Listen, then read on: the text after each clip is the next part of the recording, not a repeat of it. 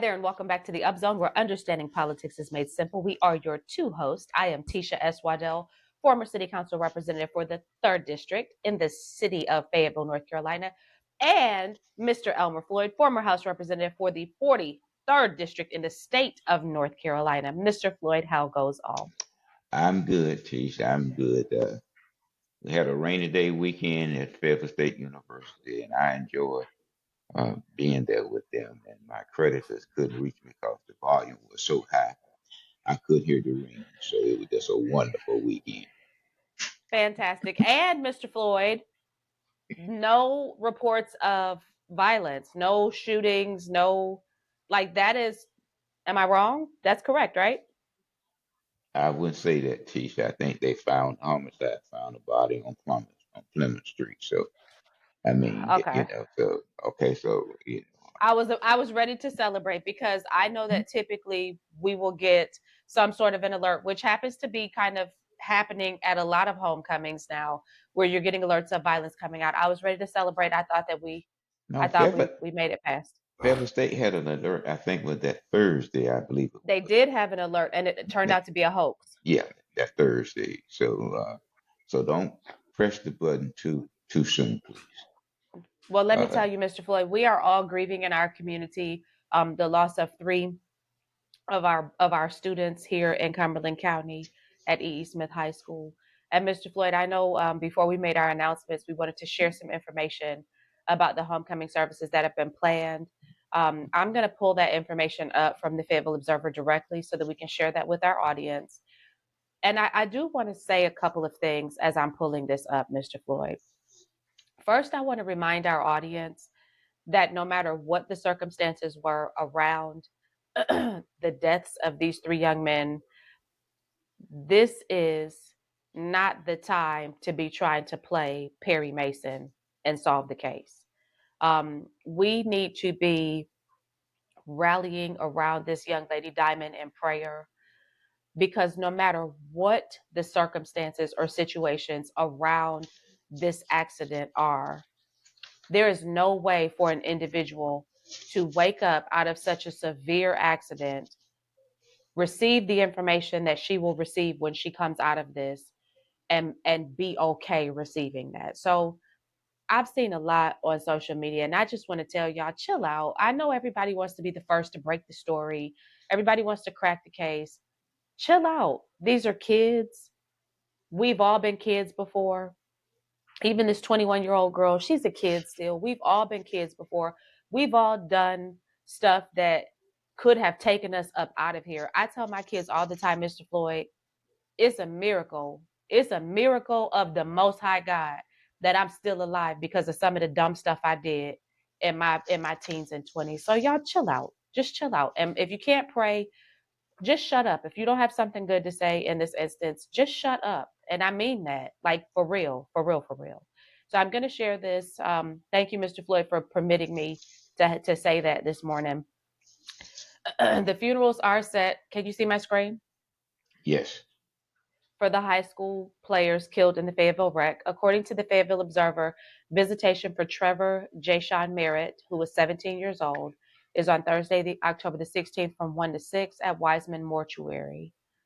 Visitation for, I think it's Jahayan Lamont Elliott, 18 years old, is Friday, October 17th from 1 to 7 at Cunningham and Sons.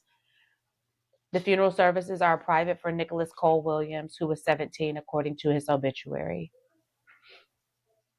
So if you wish to pay your tributes to any of these three students, you have the opportunity to do so um, based upon this information.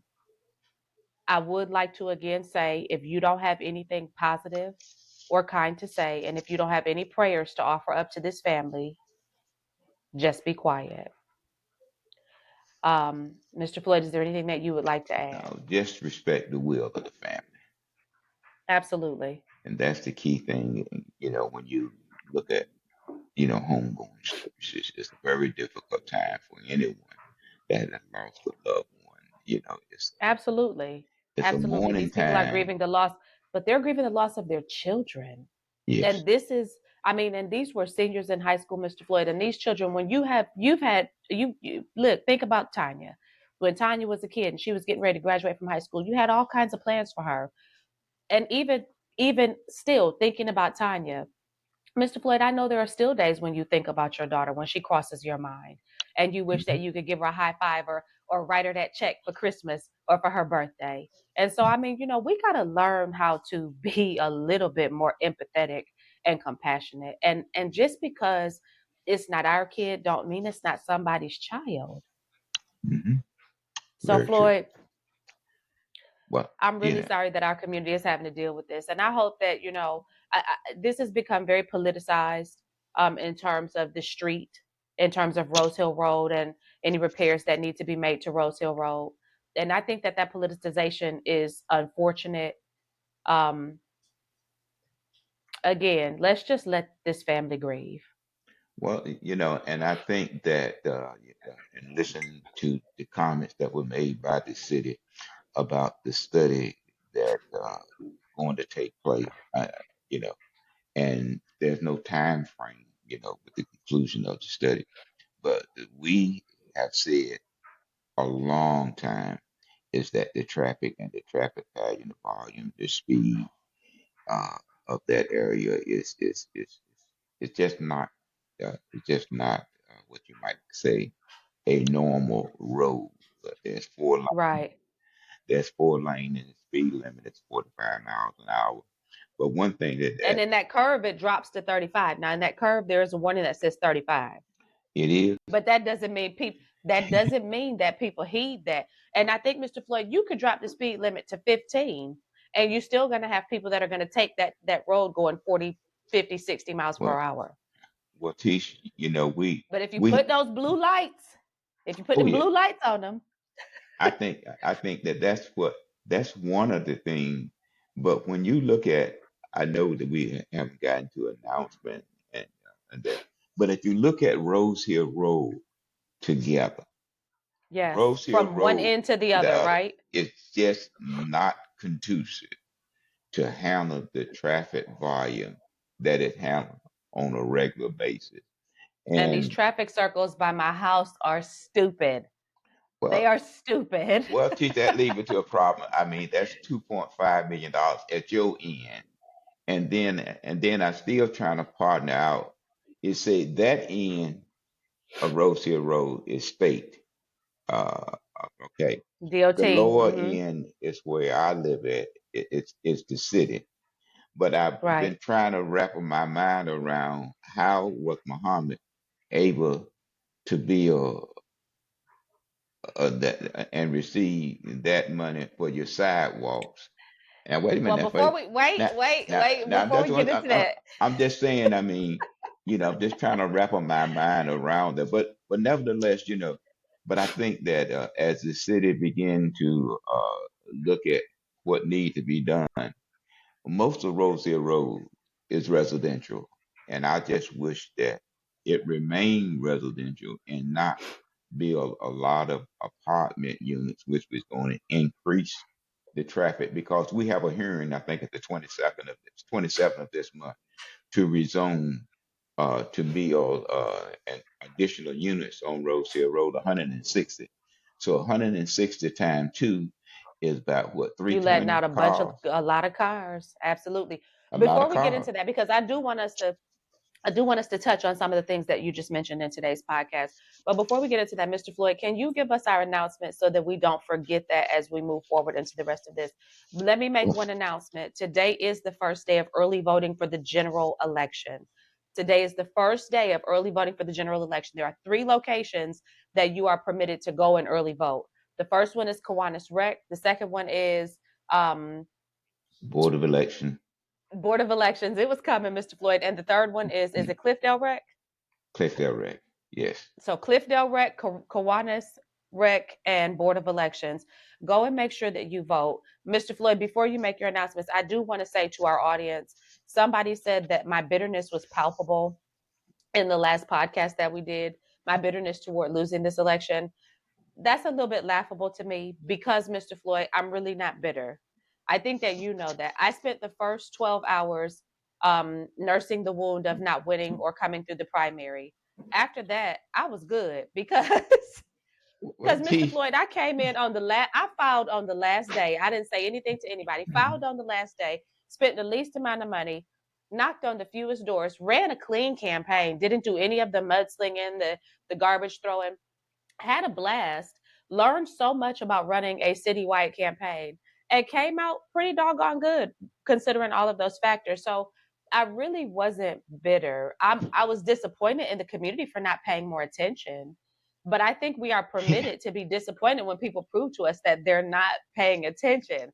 But I'm not bitter. I mean, I've been bitter about some things. This was not one of them. But I did apologize to that person if I came across that way because I certainly don't always know what I'm putting out. And so I just want to say to everybody who watches our podcast, if I gave you bitter, I'm super sorry for that. I'm so apologetic. Never my intention.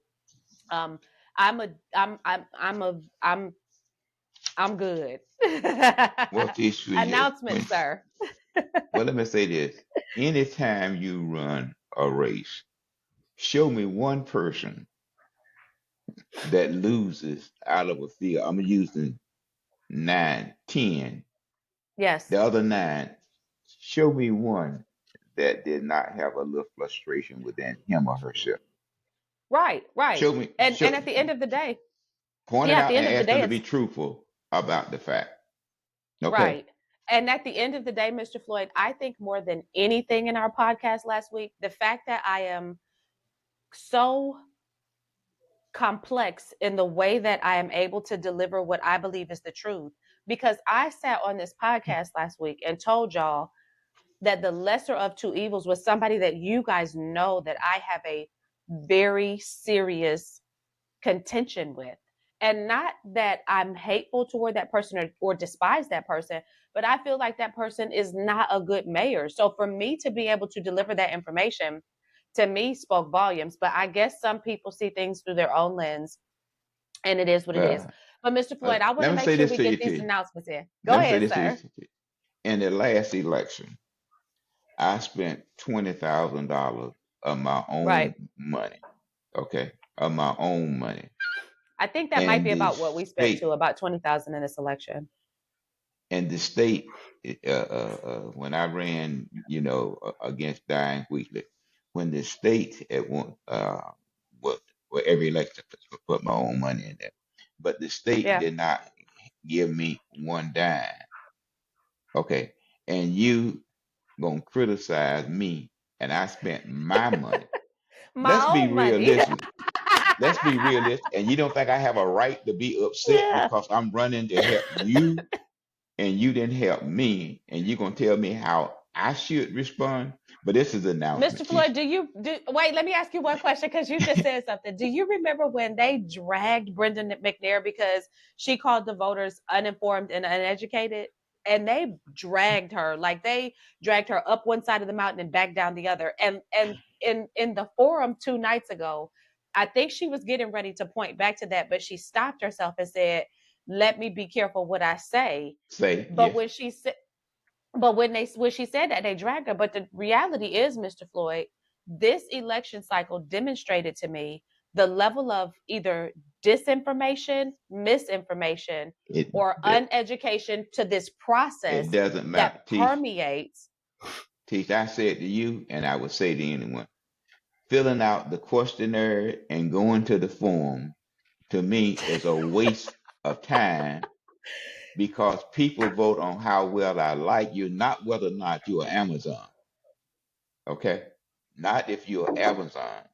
It's how Right. well I like you. And that's what this community votes on. I mean, But I don't think it's just our community. But I don't. We could get into that in a little bit. I want you to okay. go ahead and give these because we'll do this all day if we let ourselves.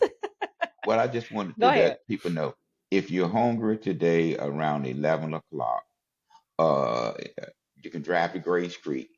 Okay. The women club there have their annual bazaar, and it's only $15. So after this program, if my friend come by and pick me up for $15, we going out there and fellowship with them. And they always have some pretty good food there. So it's Now, today where's that at? between Where's that going to be at? that's at the it's at I think it's at the women it's at 3024 School Road, and that's Okay. off 87 down to about it's next door to Pone Center out there in Okay. Grace Creek. For $15 for a lunch and that's fellowship. You know, if the person come by and pick me up, we go in there for $15 today Okay. and get a good Okay. meal.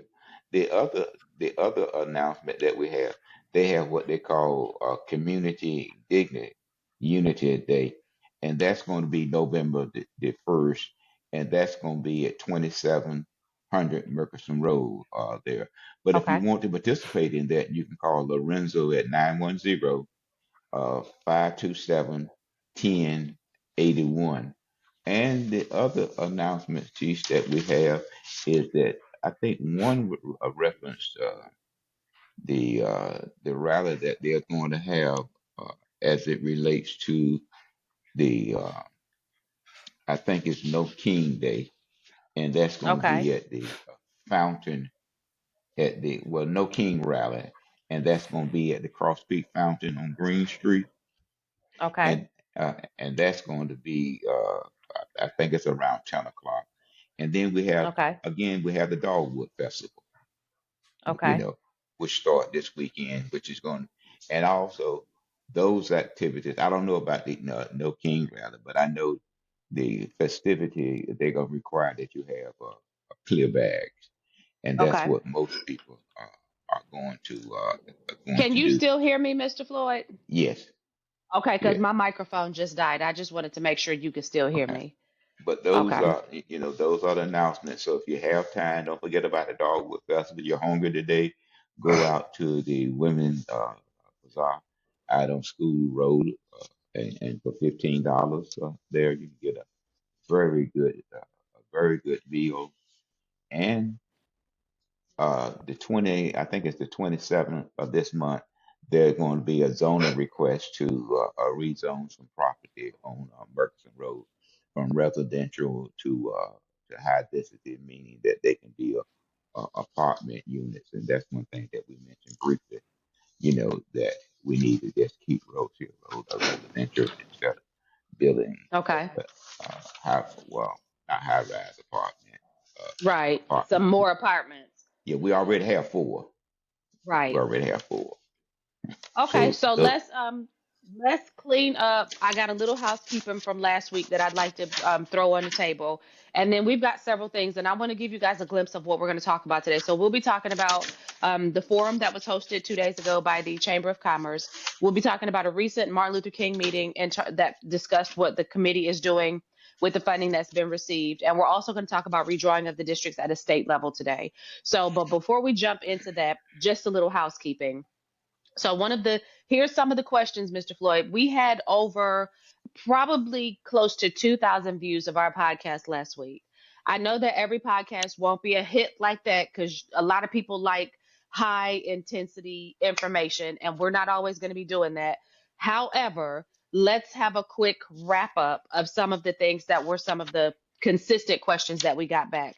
So one of the things that people kept asking in the comments across platforms was, how is it a big deal that Kathy Jensen owns property, right? So, Mr. Floyd, let's talk about the ownership of property. I did a quick search last night just to sort of give some context to um, what we're talking about when we talk about ownership. Now, most people that are like regular schmegular people, middle class, might own one or two houses, maybe three or four if they're into the rental market, right? We're talking several commercial properties that are like complexes. We're talking multiple single family houses. We're talking multi unit housing. We're talking parcels of land on the north side. And one of the things that I found interesting that I didn't even consider when we were having a conversation last week is I remember, and I'm not going to say the name because I don't want to throw this person out there, but I'm just going to give some context. I remember being told by Miss Jensen who her best friend was. Her best friend is the wife of a developer. This developer, when I went online and looked, owns a significant portion of property also on the northern end. I'm talking big complexes of properties that house commercial commercial tracks. So like where the Chick-fil-A sits, where the McDonald's sits, that property, just big batches of property. So when you talk about ownership of these types of parcels, and you talk about development occurring around it, the correlation is not, nobody cares that you're wealthy and able to buy stuff. That's great. I'm all for capitalism in that regard. Do you, boo? The issue comes into play where you start layering the complexities of the fact that you're elected and you're able to shape policy and push development and growth toward your property because that increases the value of your property. And nobody ever really answered the question that was asked about Dismiss Charities and why Miss Jensen recused herself when that was all happening. Like, what's owned over there? So I'm still digging and doing some research because eventually I'll compile all of this, put it together, and let you guys look and figure it out for yourself. Second question that was asked repeatedly was, um, what's the difference between her owning property and Mitch owning a funeral home? Mr. Floyd, if you own a significant batch of property in a city and I own 5 funeral homes in a city, which one of us has um, more assets? Well, you have to look at it now. Mayor Coleman family them own a lot of real estate property also. Indeed, but here's the difference. Here's the difference. When you think about the development that's taking place, it's a different level of development. It's a But it's different level of still, development. but it's still, but it's still development. I mean, And it's it's still still owning property. potentially unethical in how things are being handled. I'll concede to that. So the other question that was asked was, um, it was one more. Why is it slipping my mind? It must not have been that important. But I'll just say this to you guys. The truth of the matter is, y'all can vote for whoever you want to vote for. I'm not trying to influence who you vote for because whoever which one of them wins, it's not going to be a day of celebration for Tisha because it is what it is. Because to me, they're the different sides of the same coin. So vote for who your conscience tells you is the best person for you to vote for. I simply was just, I know what it was. The question was about like all of the stuff that happened and the conversations that were taking place like in terms of my resignation. So here's the correlation here because people wanted to kind of highlight that Mitch was at the epicenter of a lot of what I talked about. But what they forget is as you look consistently as the question was being asked, should we investigate this? Kathy never voted yes. Kathy never voted yes. And you have to remember that she was the mayor pro tem, which meant that she was in most of the meetings that were taking place that a lot of us were not in. So it always gave me pause for the cause that she never voted for the investigation. And I think anytime you have somebody who stands in the way of due process and of maybe due process is the wrong word, but stands in the way of an investigation that could clear up concerns, that's an issue. Now, Mr. Floyd, that's all I got to say about that. And we can shoosh right on past it because, again, I don't care who y'all vote for. I want you to vote according to your conscience and according to what matters to you. Because ultimately, this is a community decision, and we all get one vote, and we all got to live with the majority ruling. Well, Tisha, thank you. I just want people to vote. That's I it. don't care. I don't care who you vote for because Just vote. as I look towards the future, I don't see a lot of changes that's going to take place. So it really doesn't matter which one you vote for. And just to give you an example of what you're talking about, the new chairman of the PWC uh, uh, uh, commission. Wasn't that an interesting article, Mr. Floyd? I mean, he stated that he wanted growth in Fayetteville. But he said Okay. not just, I mean, he really was talking about a regional approach. And it was interesting, Floyd, because then we just talk about that. I said, I think it's a move at foot afoot to be able to separate water from power at PWC. And then when that came out and this Mr. King guy made this comment, I said, well, how about that? Well, you look at it. I mean, PwC is, is self-supporting. Right. And Because it water can. doesn't make them any money. Water No, is not a no. lucrative revenue generator. But it's important for economic development, and we just do not have countywide water, and that's an engine that really helps grow a community. So first we got to do that, and not moving away. See, we just No, don't you're have good. the Move away. Go ahead. we just don't have the infrastructure to accommodate what he is talking about. We don't have. I mean, when you really look at it, you have this growth, and the perfect example is your street where you live at. Yeah. With all of that development on that street, you have how I mean, you have multiple housing units, you have about four schools, you have a shopping center, you have a swimming pool, you have a rec center, you have a baseball Mm-hmm. diamond, and you're talking about a two-lane road to carry all of that traffic. We just don't have Right. the infrastructure. We cannot. God forbid that you shut down country club. We can't go east and west. We don't have Mm-hmm. a plan. We don't have a plan for inner circle. I mean, a inner loop. Right. So, if you build it and if you get people to come, how you gonna move the traffic? So it's all good. It's all talking. That's why I'm saying it doesn't matter which one that you vote for the mayor. Just You know, vote. just vote. Isn't it so it's so sad though to be in a place of apathy when it comes to this process. And I find, I don't know.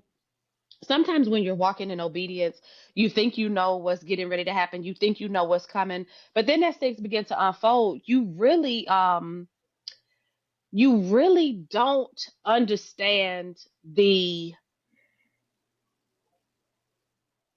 Well, You don't well, you don't understand the spiritual implication behind all of the stuff that's happening. Because Mr. Floyd, the reality is, and I tell y'all this all the time, I'm a believer, and so I believe that Jesus reigns supreme. And I think back to when the people were asking for a king, and Solomon went before the throne of heaven, and the Lord told Solomon, give them what they're asking for, because they're not coming against you, they're coming against me, and they don't realize that I'm gonna grant them their wish, but this person is gonna rule over them, and it's not gonna be all good. And I think we've seen the continuation of that, the farther we get away from understanding that Jesus is Lord and that we should bow our knee to him, the more we entrench ourselves into these systems of political enslavement, and we get so far away well, from where true freedom is, true joy, true peace. And it's just crazy, Floyd. And it does lead to an apathetic approach. but when you look at economic development, uh, it's driven by certain people within the community, and a lot of people just follow suit, just Yeah. assist in that economic development. But if you look at the northern part of Fayetteville, you know, two parts is going to grow in our community. That's the The western west part side and the north side and the north that it side. that is going to grow. But you don't Yeah. have the infrastructure to move that traffic. I mean, you know, and what I hear all the time with the city, and at a zoning request is to is help accommodate the city future use plan, but it Yeah. never include infrastructure. Just like we talked about this before, the 7-Eleven store that's going to be built on, I think it's MacArthur and Rose Hill Road. Hmm. The traffic is going to remain this. I mean, the infrastructure, Oh, the traffic is going to increase. yeah, but Traffic the infrastructure is going to is going to remain remain the ain't the same. same. So when we talk about Rose Hill Road, here's something that I found interesting. I'm glad you brought that up. And then we're going to talk about this forum. When I was standing at the library, North Regional Library, on the primary election day. We were all standing out there and we observed a car.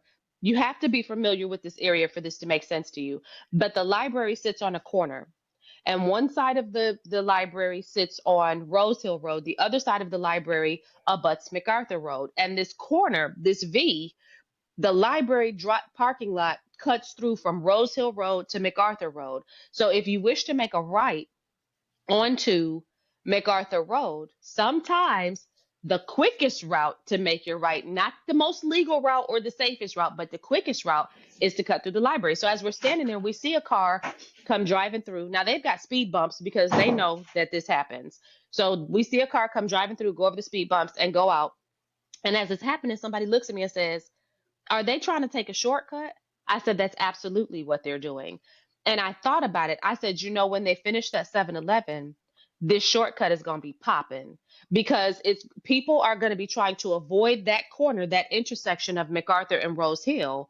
And in order to avoid Rose Hill and MacArthur, that intersection, they're going to cut through the library. And so there's going to have to be some measure put in place that slows that down or prevents that from happening because it's inevitably going to pick up as traffic increases in that area. Mr. Floyd, there's already a traffic issue there. If you're coming down MacArthur Road, coming off of 295, you might sit at that light 3 cycles, depending on what time of day it is, before you're able to get on down Well, MacArthur Road. And then MacArthur Road is 35 all the way from 295. It's 35 miles per hour all the way up until you get to Ramsey Street. well, you also got to take in consideration that they was cutting through Tiffany Pine, and They sure were. that's why that stoplight was put there. The resident in Tiffany Pine couldn't get out, so that's They a were not traffic able to problem. make that exactly. That was a traffic problem. So you can see the problem that have already occurred, and I can assure you that 7-Eleven won't have 2 gas pumps. Yeah. Well, North Side, we're gonna keep on growing. Mr. Get it? Floyd, let's talk about this forum because and I'm gonna go back and that guy, what is his name? Bobby. Now me and Bobby, we made it through the primary without Bobby trying to tear me a new one, but now he's on one with me. So I'm gonna give him something to talk about because I need for Bobby to understand I don't say what I say to gain favor or to earn points. I say what I say because it's what I believe. Let's talk about these forums, Mr. Floyd, because I'm about to Well, let all of I tell you what, I'll let you talk about the forum because to me it's a waste of public time. that's what I was getting ready to say. So go ahead and say it. No, no, go ahead on. I mean, it's a No, waste no, of you public. finished that. It's a waste of public time. I mean, even last night, I'm sorry, I think the Chamber The of night before. Commerce, yeah, had 100 people at FTC. Okay, 100 people, and we have 130 some thousand registered voters. We have 14,000 people that's voted. So you have 14,000 people is going to tell 100+ thousand people what they want. And the 100+ people are going to sit there and listen to that 14,000 direct them in any way that they want to go. I mean, it's the questionnaire that they fill out that they send to you. It does not change the voter turnout to that great extent. The only thing I'm that's not gonna even help the tripping off city, the turnout, Floyd. I'm not even tripping I'm off the not. voter turnout. Let me tell you what I'm tripping It's a off of. waste. I'm tripping off the fact that of those 14,000 people, and I'm going to say what I'm going to say, whether y'all like it or not, of those 14,000 people, 80 to 90% of them, and I'm just making up a number, a percentage, but the vast majority of those 14,000 people are not watching the forums or they're not engaging with the content in the forums. They're also not reading the questionnaires or they're not engaging with There the is content in the no. questionnaires. They're voting based upon exactly what George Bree said, the power of the dollar, which drives name recognition and which drives familiarity, this feeling of familiarity. We've gotten away from wanting to read. We've gotten away from, we like information in short bursts. We're TikTokers. We want information in short bursts of time. We want everything to kind of be viral content.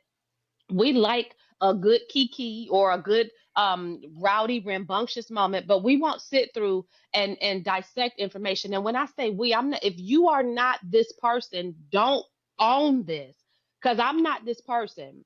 So if you're not this person, don't own this, but don't dismiss that these people exist. So when we talk about that 14,000, Floyd, and I'm gonna go back and use the Brenda McNair situation as my example. Brenda McNair pled the fifth when asked. It was funny to me. That woman pled the fifth when asked about how many forums she had been invited to or attended.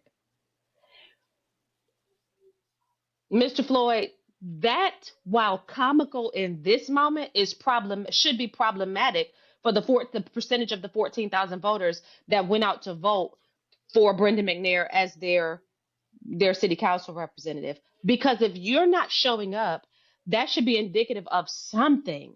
It should speak to something. But here's the reality: you don't have to show up to win. So if I decide to run for office again, I'm probably not coming to none of the forums. I'm probably not answering any of the candidate guides. I'm probably going to spend my time and my money on pushing my name out into the community and doing the things that I've seen work for the vast majority of other people, because why waste energy on something that's not shifting the needle? Well, Why well, do I this? give you something that I read in one of the media. So, and the media allowed that person to make his comment. And at the end of that, the media said that you still didn't get but X percentage. I You don't always write taught for me you. don't argue with people that order ink by the barrel, and Yeah, that comment was funny to me. He said, "I yeah, don't write for but politicians, I write about them."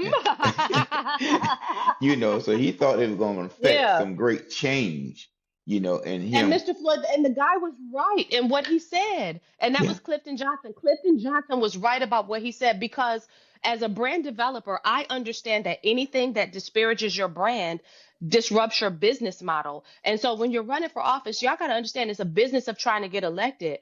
So somebody said I was whiny about the picture that Bill Kirby used in the paper. First of all, I think I'm cute all the time, even on the bad day. So I wasn't Hmm. whiny. I understood that it was not congruent with the brand of somebody who was running for mayor. And I'll tell you what, Bill Kirby knows that too. He's been in this game long enough to understand the value of visual representation. So it wasn't Hmm. about being whiny, it's about understanding the brand of it all. Clifton Johnson was right. He was right Right. when he But said, when you write about us in this way, you disparage other people from wanting to engage with us. And I'm paraphrasing, but Bill Kirby was also right, because Bill made it known, I write about politicians, not for them. So sometimes you got to bite the bullet and just figure out which battle you want to fight. well, that's what I'm saying to you. I mean, but when I look at it, and I read it, it just seems to me that organization want to say that I had a form, but the one that got me, before we move on, the one that got Go me ahead. when they asked a council person about their relationship with building a E. E. Smith High School. Is Now this the that one was where I the told you my response was I don't get a vote on that? Yeah, I mean, this is what I'm saying. Not knowing what question to paraphrase about. I listened at the one, when I had a chance to review the form that the Right. Chamber of Commerce had. I saw nothing that would motivate a person who may or may not vote, decided that he or she wants to vote. When I looked at it and looked at the response that was provided.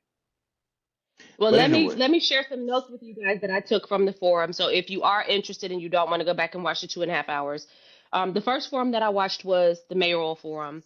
In the opening, Mitch pointed again to Sheriff Wright leaving and his love of the city as his reason for coming back into the do you say sheriff right or the the race. chief?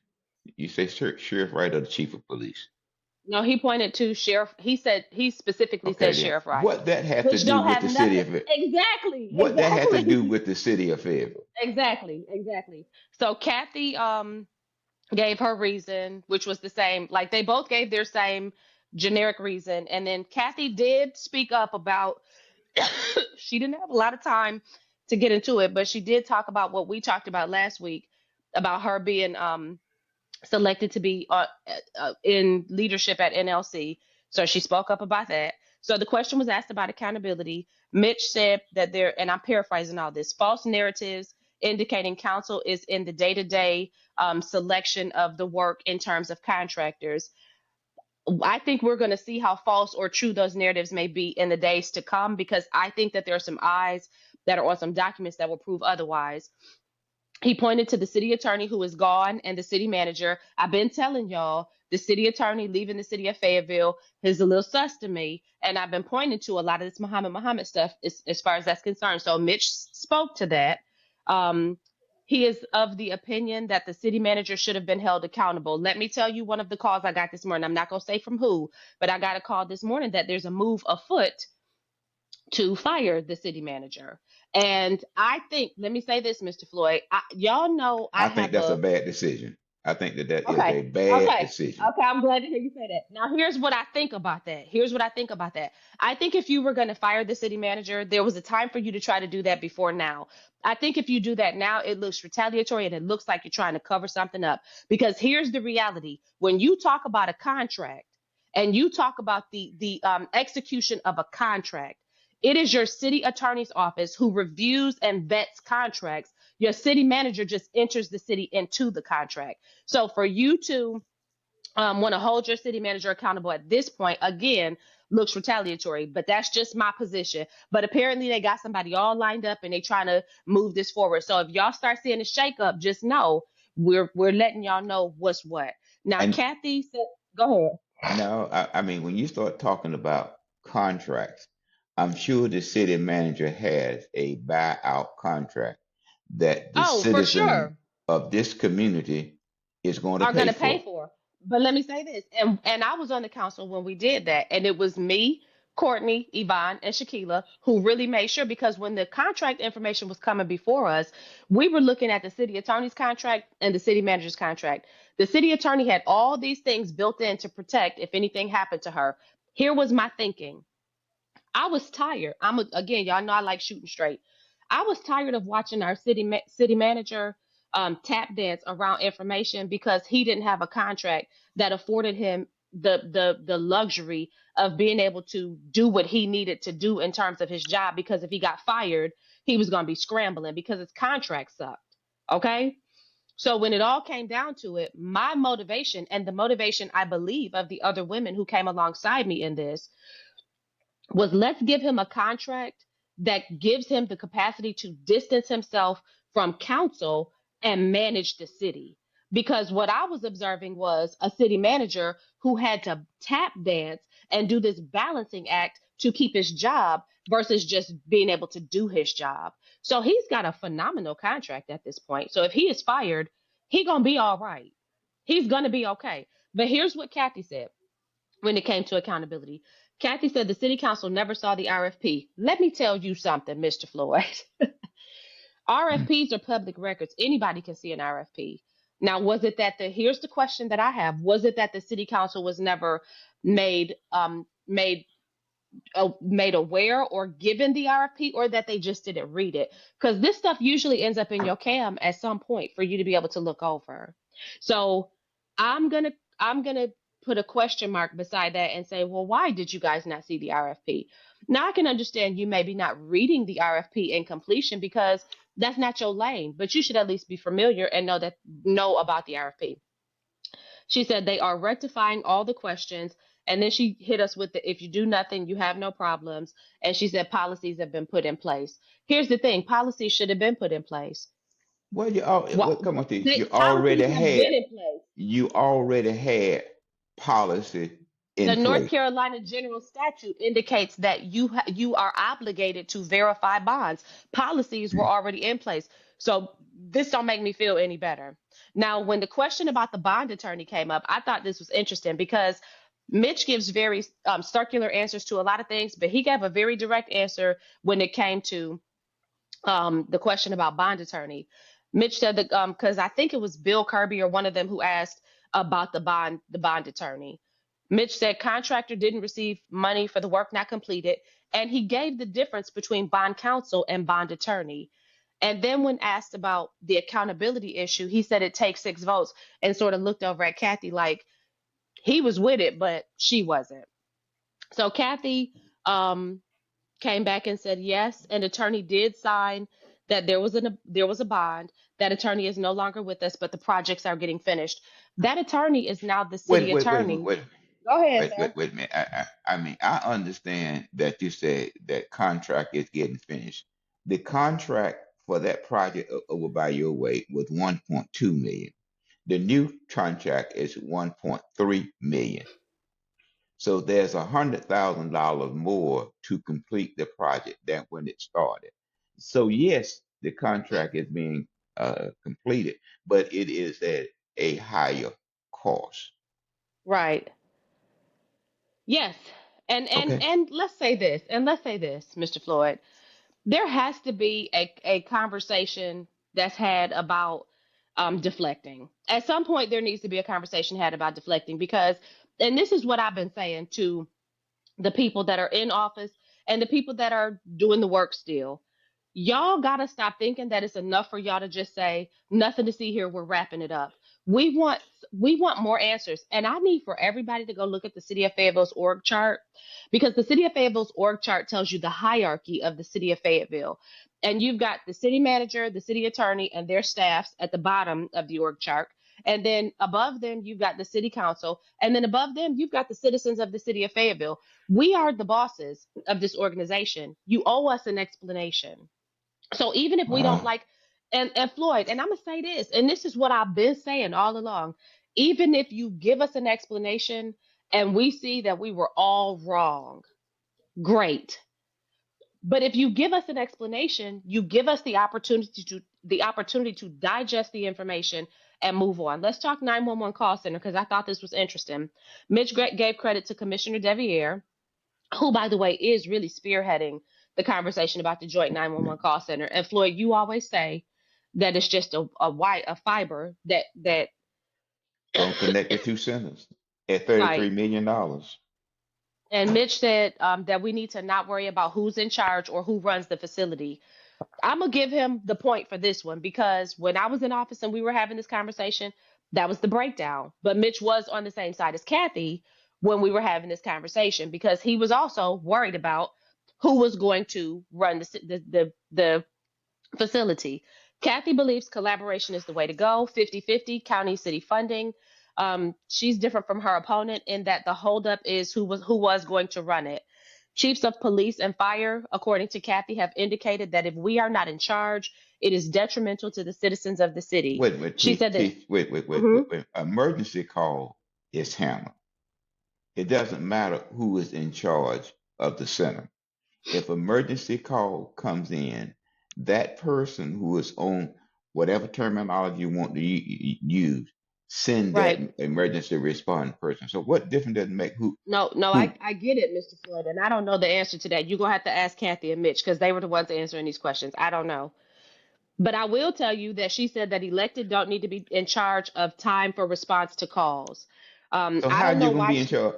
How I mean, how is an elected person that's elected for a public office is Hmm. going to be at the call center to determine which call get handled? Well, that's a good question. That's a good question. Let's talk market house. So the market house, Kathy said that there needs to be. Now again, I'm paraphrasing because I was taking notes real fast.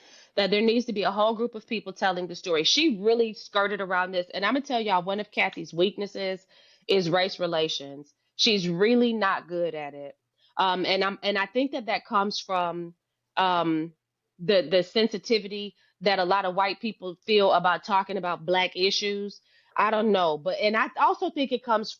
Oh, I'm gonna keep that part to myself. But she didn't do a good job with this answer. She did a lot of talking in circles and skating around. And then let me tell you something she did that I actually point to myself. So I wasn't mad at this part. Now, a lot of people felt the kind of way, but she pointed at Mitch and said, "What a perfect story sitting to my right. I want people to be proud of where they've come from."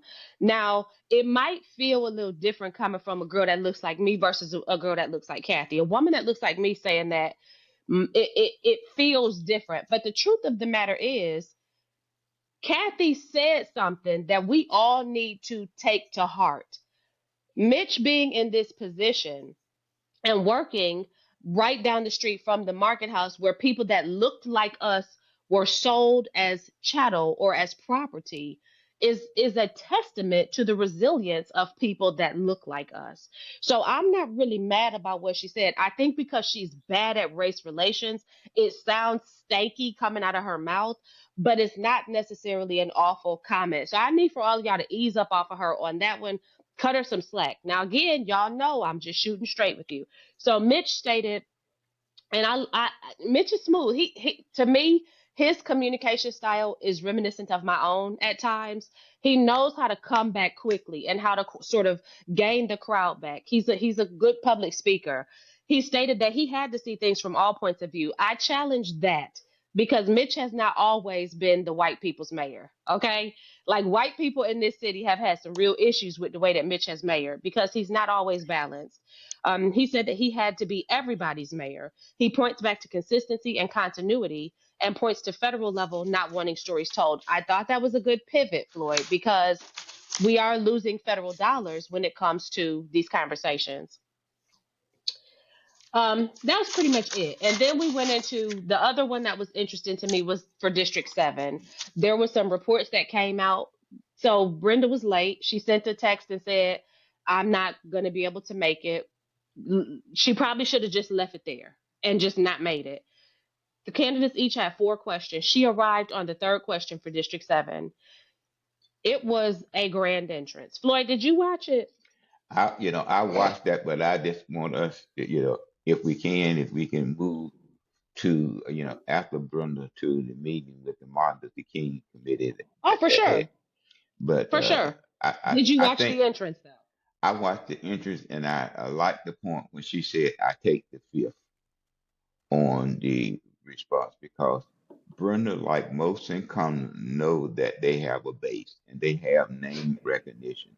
So a lot of the fanfare didn't move her, it, you know, because she know that based upon name recognition, that I don't have to attend all of these things that y'all are talking about because I have the base.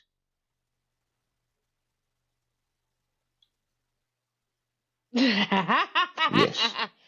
Listen, listen. Okay.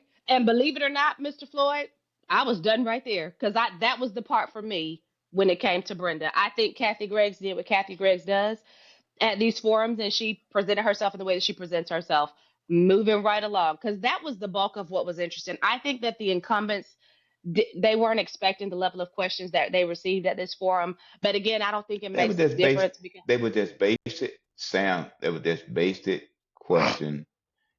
Just like they asked Brenda about the number of forums that she had participated in, and I can see why she didn't attend in it. I mean, why waste my time? I got the database. I got the name recognition. You know, to get reelected. So, just like I said to you earlier, I mean, I consider the questionnaire and the form, and thank you for discussing that this morning, is a waste of community time. that part right there. And that's what I was getting ready to say. I think at the end of the day, it doesn't matter because it's not going to shift the needle. So, Mr. Floyd, let's talk about the MLK meeting because that is a hot topic that nobody seems to really be catching on to right now. What's going on with this MLK committee? Well, there was a meeting yesterday that held by a entity, a government, and it was asking the committee members what I'm gonna use the word what is. And what they said, there was a community meeting September the 9th, wherein that at this meeting, the chairman of the county board of commissioner was present. and all the members of the committee had the same question, the same concern: transparency and accountability. Now, let me fast forward you to JJ editorial when he indicated, the chair of the commission, that $274,000 had been spent toward the building of the Sparrow. But there's no documentation, according to the members of the committee, about dollar value. But it was printed in JJ Fairwood Press. But they knew nothing. They say they have a secretary, trash, well, whatever, treasurer, secretary, or whatever, that just sign checks and give them to the person. These are blank checks. These are blank checks. A cease Mm-hmm. and desist order was there. A communication was made to the board, to the auditor, to ask this auditor to look at the Martin Luther King, Explain expenditure. the cease and desist, Mr. Floyd. That they just wanted them to just stop what they were doing, but you had to look at the board itself, who appoints the board and who controls the board, action. So what happened was that a letter was sent, communication was made with the state auditor. Please look at the Martin Luther King funding. We're not saying that there's misappropriation. We just don't know where the money is going and how it is being spent. Again, I'm repeating, is that the financial secretary slash treasurer or whatever just sign the check and hand them to the person. I don't know who in their right mind will sign a blank check and give it to anyone, but that is what happened. So at the state auditor level, the question was that the committee is in compliance. Well, let me explain to you. The Office of Budget and Management manage the state fund. The Office of Budget and Management, not a language-based organization. They're Mm-hmm. not concerned about the language. They're concerned about scope versus dollars. In the Right. reports that were Which filed, still doesn't make a lot of sense to me, Mr. Floyd. what I mean, the Office and Budget and Management report, No, the language. Like when you talk about the language. the language is just like you making a speech, okay? But in Mm-hmm. that speech, it should be some dollar value, because the Office of Budget and Management don't manage language; it manages money.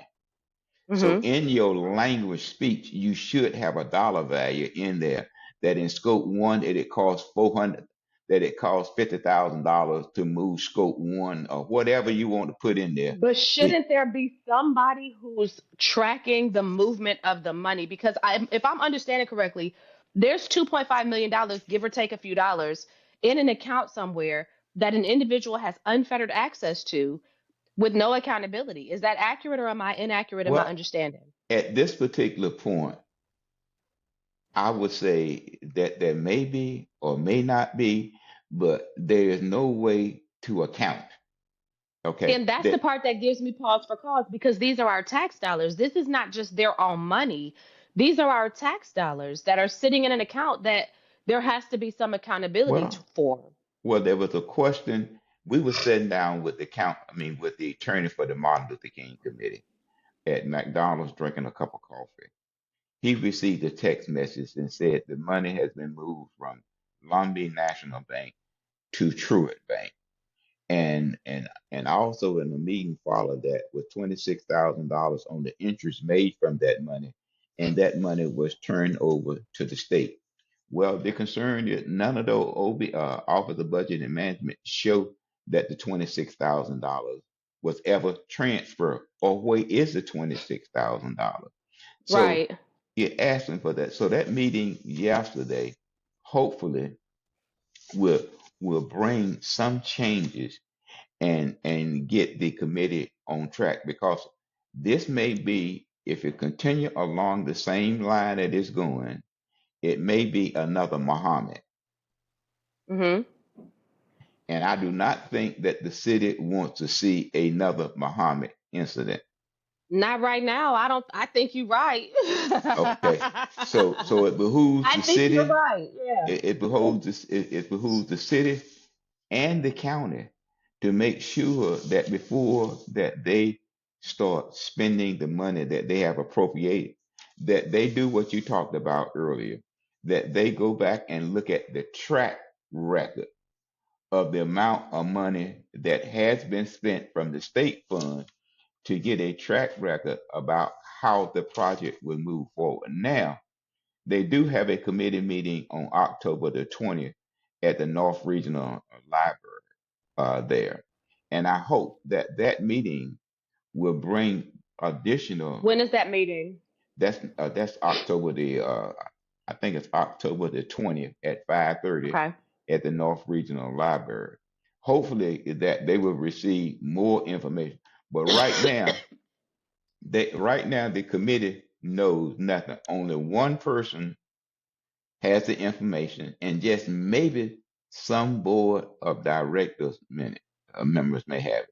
But if there's not a check and balance from the city and the county before they disperse that money, but the county, let me go back, the county wants to transfer their money over to the city once the Okay. project starts, so that you will To have just streamline the one. process. Yeah, but Okay. I do not believe that the Martin Luther King Executive Board is willing to transfer their whatever $1 million over to Over the to the city. city. I don't believe that, and that's where the chaos is going to come in. So what I'm just Absolutely. trying to say to the community, this is not a black and white issue. This is the issue that we hear throughout campaign: transparency and accountability. That's it. Absolutely. So it's not black and white. Mr. Floyd, let's talk about this redistricting real fast because I have one more thing that I want to share after we hit this redistricting, and I'm gonna be brief just like this, but I want to share a text I just got. Oh, So redistricting of redrawing of districts at the state level. What I'm aware of, and you tell me if I'm not understanding this correctly, but the Republicans in the North Carolina General Assembly plan to vote on new congressional maps the week of October the 20th, which would be the sixth redrawing of district lines since 2010. The current effort aims to gain Republicans an 11th U.S. House seat, a move Democrats have called an abuse of power. So, this current map was enacted by the Republican led General Assembly in October of 2023 for the 2024 elections. This map created 10 solidly Republican districts, 3 solidly Democrat districts, and 1 competitive district, resulting in a 10-4 Republican majority in the House delegation. This was a major change from 2022 elections, which had a 7-7 partisan split under a court drawn map. So the 2023 redrawing followed a change in the composition of the North Carolina Supreme Court in early 2023. The new Republican majority court overruled a 2022 decision that had banned partisan gerrymandering under the state constitution. What are your thoughts, Mr. Floyd? well, I arrived in the General Assembly, I think it was 2008, as a Okay. person in the redistricting process. I wasn't allowed to be a part of that. In fact, when they were redrawing Cumberland County, I could not participate in that. So I ran into 2 or 3 districts in my 12 years of serving. So what I'm simply Right. saying, Democrats and Republicans have did gerrymandering, okay, of districts. Right. So the today just have a little bit more technology than Democrats when they were doing the gerrymandering. Even here in our own community, 2 gerrymandering maps was drawn for Democrats. One Mm-hmm. for Ben Clark, when Ben Clark moved over in the Eastover area, okay? And then the second one, when Marvin Lucas asked that Michael Coburn district precinct be drawn into his House district because he support Coburn as the representative. So when you Mm-hmm. start talking about gerrymandering, both community represent gerrymandering, and each party, once they get in charge or lose, they talking about having professional map drawers. So Right. you, but in this case, whatever they draw, the governor cannot veto it. Yeah, and we talked extensively about the gerrymandering and the redistricting when it came to House District 43, because it was egregious the way that it was done. But it's not the first time. It wasn't the first time, and it won't be the last. And it happens with whoever is in positions of authority. So it is what it is. May I share this text with you? Yes. Okay. So this morning I got up and I reached out to somebody who I have a professional relationship who is in media. I'm not going to say the name because I'm going to give them an opportunity to correct their error, because I think sometimes we can be emotional. But the text said, "Hey, blank, let's connect." And the purpose of the text was because I wanted to have some conversations about some of the information that I'm coming across in comparison to some of the information that they're coming across. They responded and said, "Good morning, Tisha. I respect and admire you immensely. For months, I've been a vocal and unabashed advocate for you as our next Fayetteville mayor.